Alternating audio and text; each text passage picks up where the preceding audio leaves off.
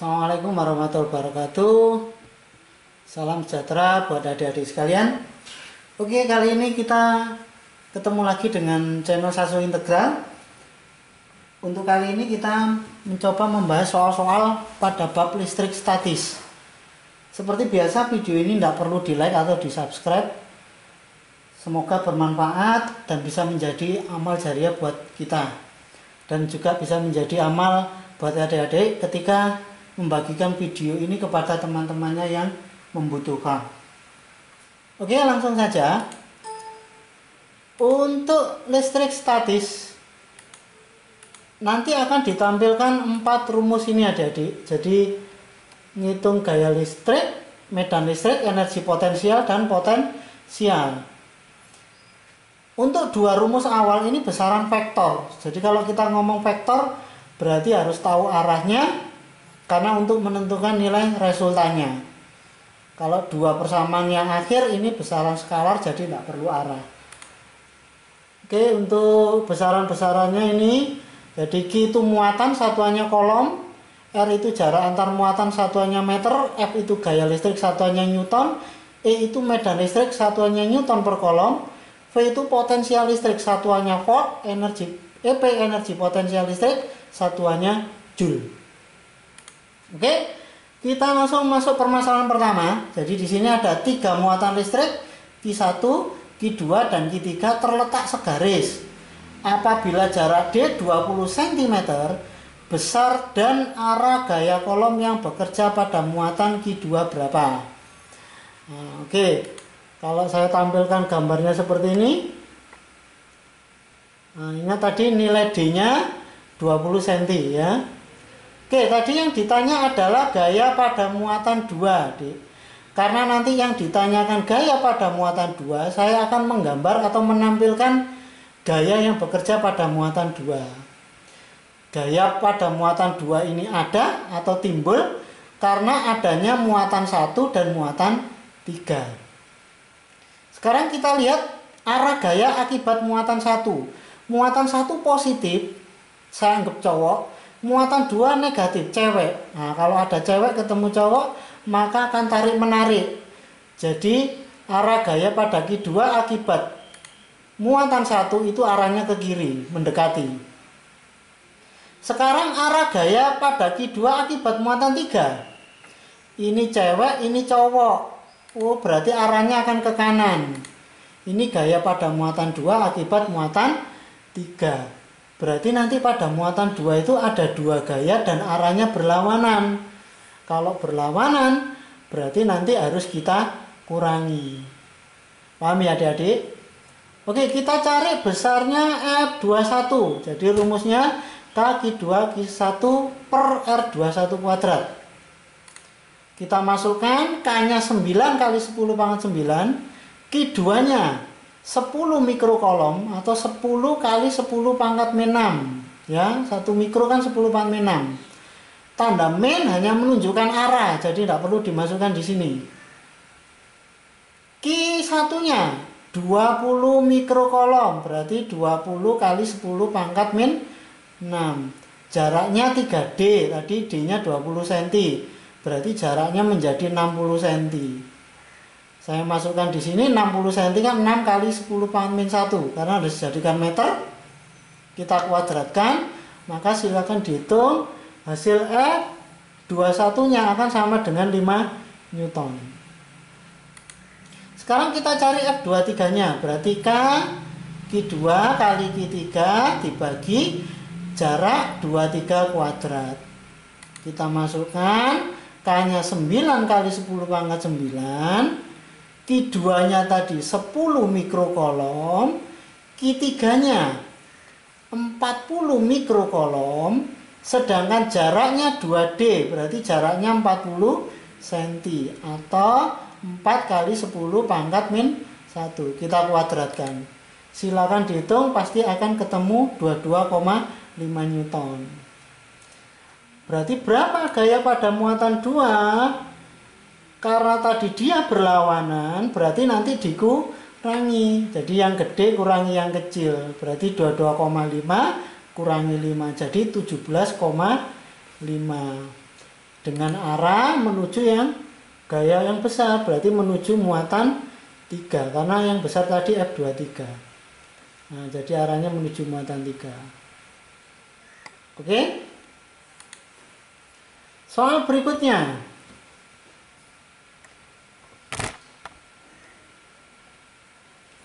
Tiga muatan listrik masing-masing Q1, Q2, Q3 bermuatan 1 mikrocoulomb. Jadi sama-sama positif 1 mikrocoulomb semua. Menempati titik sudut segitiga sama sisi. Segitiganya sama sisi dengan panjang sisi 30 cm. Yang ditanyakan, tentukan besar gaya listrik pada masing-masing muatan.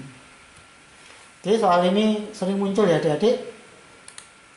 Kalau saya gambar soalnya, maka bentuknya seperti ini. Jadi ada Q1, Q2, Q3 bentuk segitiga sama sisi dengan panjang sisi 30 cm. Oke, tadi pertanyaannya berapakah gaya pada masing-masing muatan? Misalkan saya cari gaya pada muatan 1 dulu. Gaya pada muatan 1 kalau akibat muatan 2 karena sama-sama positif, berarti yang di sini tolak menolak. Jadi ini arahnya akan ke atas seperti ini. Nah, ini namanya F pada 1 akibat muatan 2. Sekarang gaya pada muatan 1 kalau akibat muatan 3. Nah, karena sama-sama positif, berarti F13-nya kemana arahnya? Betul, ke atas ini. Ya. Nah, berarti nanti gaya pada muatan 1 ini ada 2 gaya yang dia membentuk sudut. Nah, sudutnya berapa? Ingat, kalau sama sisi mesti sudutnya 60 derajat, 60 derajat, 60 derajat. Jadi sudut di sini nanti karena bertolak belakang nilainya di sini juga 60 derajat. Karena membentuk sudut, maka gaya pada muatan 1 resultannya akan seperti ini. Berarti F13 kuadrat tambah F12 kuadrat plus 2F13 kali F12 cos 60 karena sudutnya dibentuk 60. Oke, sekarang kita cari F12 nya dulu. Berarti K Q1 Q2 dibagi R12 kuadrat. K nya 9 kali 10 pangkat 9. Q1 1 mikro berarti 1 kali 10 pangkat 6. Q2 nya juga 1 mikro berarti 1 kali 10 pangkat 6. Jaraknya 30 cm. 30 cm berarti 3 kali 10 pangkat min 1 dikuadratkan. Kalau kita hitung maka hasilnya akan 10 pangkat min 1 Newton. Silahkan dihitung nanti. Nah, nilai F12 akan sama dengan F13 karena muatannya sama semua dan jaraknya sama semua ya, Dik. Jadi 10 pangkat min 1 atau 0,1 Newton. Karena sama, silakan dimasukkan ke persamaan resultannya seperti ini ya. Nah, kita tahu cos 60 adalah setengah. Silakan dihitung, maka akan ketemu gaya pada muatan 1 adalah 0,1 akar 3. Nah, nanti silakan dihitung sendiri. Kira-kira berapa gaya pada muatan 2? Nilainya pasti sama karena semuanya kan sama. Gaya pada muatan 3 juga akan sama, 0,1 akar 3 Newton. Karena semuanya sama. Oke, paham ya adik-adik? Kita masuk ke soal berikutnya. Seperti ini. Yang ditanyakan adalah tentukan gaya listrik pada muatan 2. Jadi di sini. Ingat, gaya pada muatan 2 itu ada karena muatan 1 dan muatan 3. Sekarang kalau akibat muatan 1 dulu, ini positif, ini positif. Nah, berarti tolak menolak, yang ini gambarnya akan ke bawah. Ini gaya pada muatan 2 akibat muatan 1. Nah, sekarang kita lihat muatan 2 positif, muatan 3 negatif. Kemana arahnya? Maka akan tarik menarik, jadi dia akan ke kanan. Nah, ini gaya pada muatan 2 akibat muatan 3. Berarti pada muatan 2 ini ada 2 gaya yang arahnya tegak lurus. Kalau tegak lurus maka resultannya akan berbentuk Pitagoras seperti ini. Oke. Langsung kita cari nilai F21-nya, masukkan ya. Nah, silakan dimasukkan, maka ketemunya akan 9 kali 10 pangkat 13 Newton. Silakan dihitung sendiri ya, dimasukkan. F23-nya ini ya. Silakan masukkan juga. K 9 kali 10 pangkat 9, Q2-nya 1 kali 1, Q3-nya 16. Jadi tanda minnya tidak perlu dimasukkan ya, karena hanya menunjukkan arah. Maka nanti silakan dihitung, ketemunya juga 9 kali 10 pangkat 13. Nah, nanti masukkan ke sini, maka ketemunya akan 9 kali 10 pangkat 13 akar 2. Jadi silakan nanti dihitung adik-adik ya, dihitung sendiri. Yang paling penting adalah bisa menentukan arahnya, agar tahu nanti persamaan resultannya seperti apa. Oke, masuk soal yang berikutnya. Begini, muatan Q1 1 mikrokolom. Ini ya, bermasa 10 gram, masanya 10 gram, tergantung pada tali. Muatan Q2 min 1 mikrokolom, diletakkan seperti gambar. Pada saat seimbang, tali membentuk sudut theta. Dibentuk seperti ini, yang ditanyakan tegangan talinya berapa besarnya. Oke, kalau ketemu soal seperti ini adik-adik, jadi langkah awal memang harus bisa menentukan ada gaya apa aja pada sistem ini. Oke, yang pertama, benda ini memiliki massa. Kalau memiliki massa berarti ke bawah ada gaya berat. Ingat, gaya berat itu massa kali gravitasi. Karena ini tadi ada dua muatan yang berbeda tanda, berarti ada gaya listrik. Kalau berbeda tanda berarti gaya listriknya tarik menarik, jadi ini arahnya ke kanan. Nah, ini gaya listriknya. Oke. Selanjutnya, karena ada tali berarti di sini ada tegangan tali. Nah, sekarang coba saya tampilkan sumbu X, sumbu Y. Kalau tetanya di sini, berarti di sini juga sudutnya akan sama dengan theta. Oke. Berikutnya, kalau ada vektor yang miring, itu dia akan punya komponen di sumbu X dan sumbu Y. Di sumbu X dan sumbu Y. Sekarang kita lihat. Nah, kalau diproyeksi kan nyepit sudut, jadi sudutnya kecepit. Ini, maka T cos theta. Kalau diproyeksi kan di belakang sudut. Nah, ini di belakang sudut T sin theta, itu persamaannya. Sekarang perhatikan. Pada saat seimbang, ini kita lihat nilai T sin theta berarti akan sama dengan gaya listrik. Jadi nilai T sin theta-nya akan sama dengan gaya listrik. Sedangkan T cos theta-nya atas ini sama dengan gaya berat. Ya. Nah, kalau saya masukkan tadi masanya 10 gram. 10 gram berarti 0,01 kg dikali G-nya 10. Maka gaya beratnya 0,1 Newton. Nah, kalau gaya listriknya saya hitung, gaya listrik kakiku retak-retak ya, K-nya 9 kali 10 kali 9, muatannya 1 mikro, ini 1 mikro, jaraknya 30 cm. Maka hasilnya 0,1 Newton juga. Nah, dari sini saya bandingkan nilai T sin theta. T sin theta tadi kan sama dengan gaya listrik. Kalau T cos theta sama dengan W. Saya bandingkan ini. Nah, T-nya bisa kita coret ya, T-nya hilang, bisa kita coret. Sin per cos adalah tangen. Gaya listriknya tadi 0,1, beratnya juga 0,1. Berarti tangen tetanya 1. Kalau tangen tetanya 1, maka tetanya pasti sama dengan 45 derajat. Oke. Sudah ketemu tetanya, saya masukkan ke salah satu persamaan. Ini tadi kan T sin theta sama dengan gaya listrik. T sin theta sama dengan gaya listrik. Saya masukkan berarti T kali sin 45 sama dengan gaya listriknya 0,1. Maka tegangan talinya silakan dimasukkan, akan sama dengan 0,1 kali akar 2. Satuannya Newton. Ya adik-adik ya, bisa dimengerti, insya Allah gampang. Masuk permasalahan berikutnya. Jadi ada soal seperti ini. Dua buah muatan masing-masing Q1 1 mikrokolom, Q2-nya min 4 mikrokolom, terpisah sejauh 10 cm. Jadi ini terpisah sejauh 10 cm. Tentukan letak titik yang memiliki kuat medan listrik 0. Jadi yang diminta kuat medan listriknya 0 di mana? Ingat, kalau medan listrik tadi rumusnya E sama dengan kaki per R kuadrat. Dan medan listrik ini besaran vektor.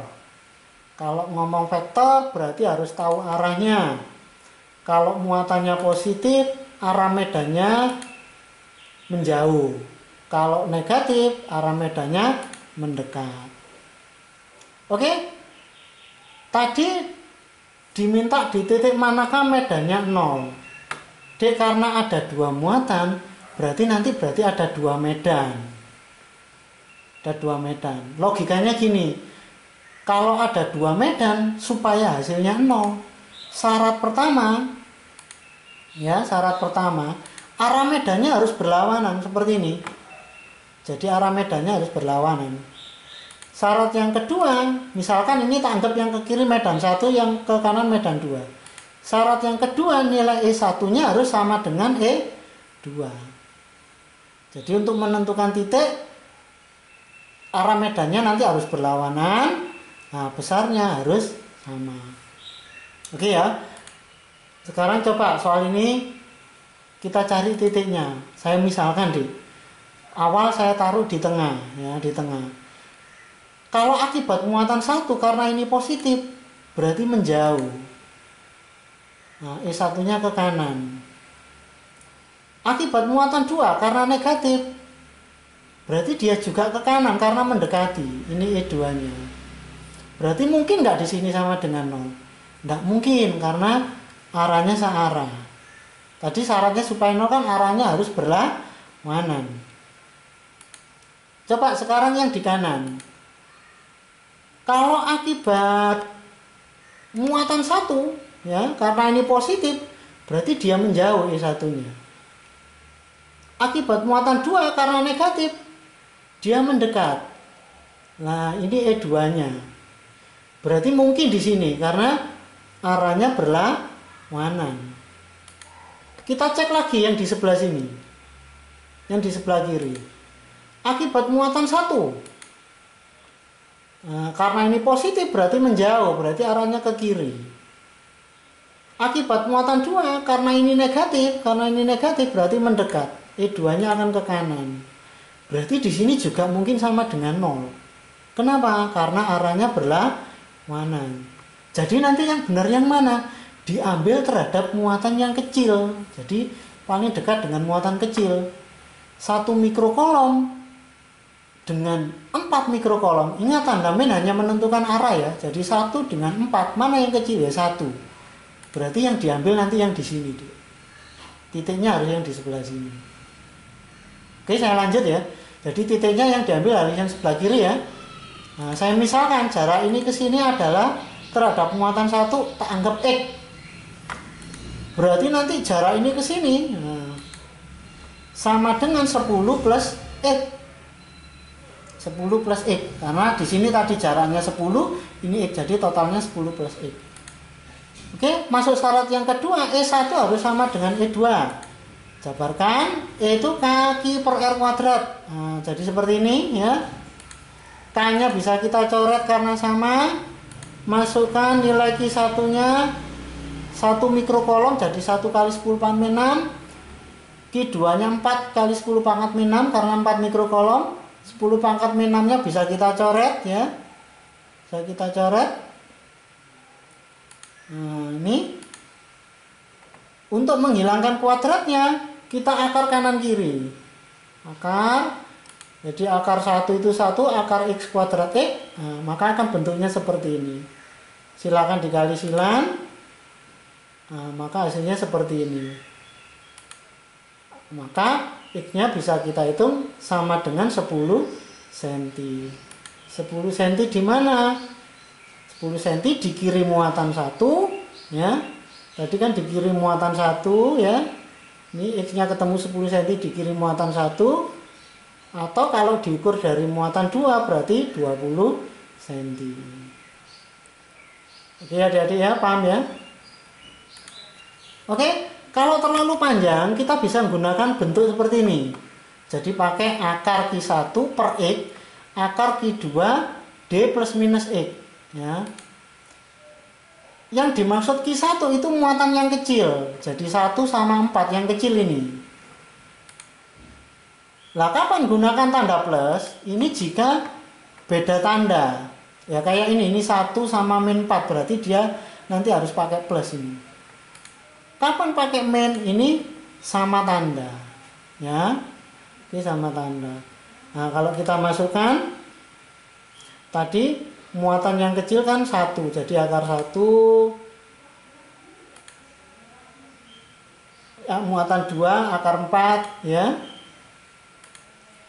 Ini tadi X. Nah, untuk D itu apa? D ini jarak awalnya tadi. Ingat, jarak awalnya tadi adalah 10. Tinggal kita goyang kiri, goyang kanan ya. Nah, maka X-nya akan sama dengan 10 cm. Sama kayak tadi. 10 cm di mana? Kalau tadi beda tanda D, berarti di luarnya. Andaikan nanti kalau soalnya sama tanda, misalkan ini plus 1, ini plus 4, maka nanti letaknya harus di tengah-tengahnya sini. Ya, jadi ingat kalau beda tanda di luarnya, kalau sama tanda di dalamnya sini. Oke ya. Oke, permasalahan berikutnya. Oke, soalnya hampir sama. Perhatikan gambar berikut ini. Q1 2 kolom, jarak dengan titik A-nya R1. Q2 8 kolom, jarak dengan titik A-nya R2. Dua muatan Q1 dan Q2 terletak dalam satu garis. Jika kuat medan listrik di A 0, jadi di A ini diminta 0, maka perbandingan R1 dibanding R2 berapa? Nah, kita lihat ini berarti tandanya sama-sama positif ya. Sama-sama positif. Kalau saya masukkan, kalau sama-sama positif berarti akar Q1 per X sama dengan akar Q2 per D min X. Nah, min kan karena tandanya sama. Q1 nya mana yang kecil? Berarti yang 2 kan. Berarti akar 2 per R1 akar 8 D min R1. Jadi yang dimaksud X itu kan tadi jarak yang terhadap muatan kecil, Dik. Jadi X nya ini sama dengan R1 karena yang kecil. Terus yang ini D min X, X nya tadi R1.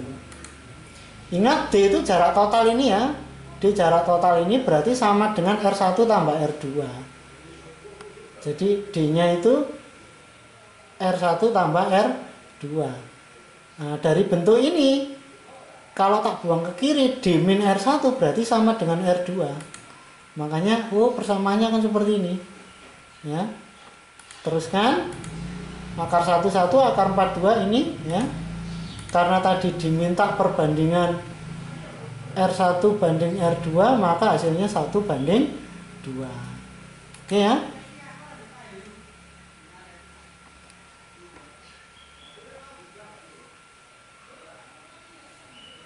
Soal berikutnya.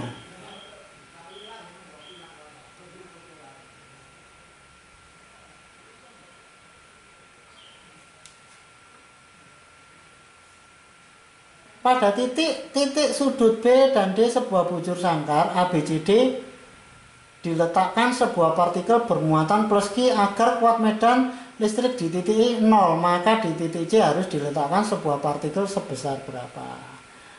Oke adik-adik, untuk soal ini nanti silakan dilihat di video listrik statis yang bagian 2. Nah, nanti di situ membahas potensial listrik dan energi potensial listrik. Demikian untuk bagian yang pertama, saya akhiri. Assalamualaikum warahmatullahi wabarakatuh.